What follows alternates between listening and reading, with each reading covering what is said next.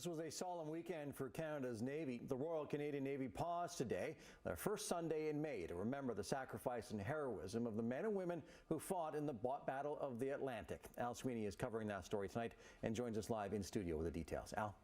Adam, on this Battle of the Atlantic Sunday, members of the Navy and others remember the longest battle of the Second World War and the battle that kept supplies flowing to Britain so that it could keep up the fight to defeat the Nazis.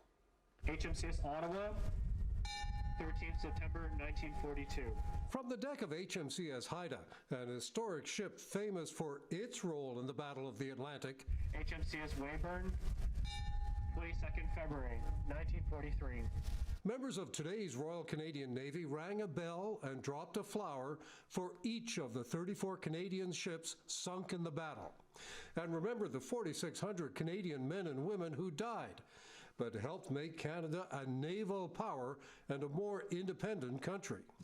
And the making of this Dominion of Canada from a colony to a full country.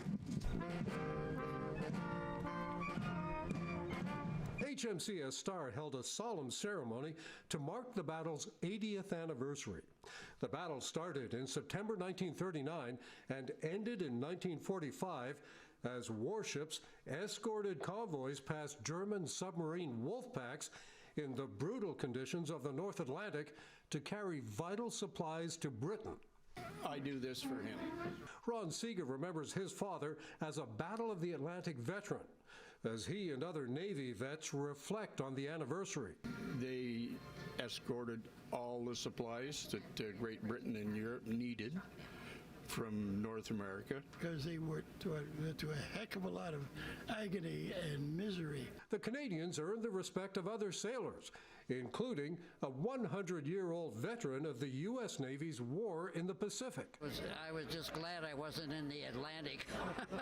They had it rough. They did well. Yeah, I was amazed at how many ships they lost. This weekend is all about remembering those who paid the ultimate sacrifice to ensure 185 million tons of life-sustaining cargo made its way from North America to Europe. Without that cargo, Germans would have surely been victorious. The commander of HMCS Star also says Hamilton Steeltown played a vital role in the battle. Hamilton was a large part of the manufacturing steel for the ships and other equipment for World War II. And the volunteers who went to war.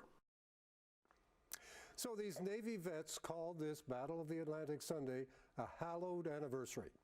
They say it's doubtful the Allies would have won the war without victory in the Atlantic.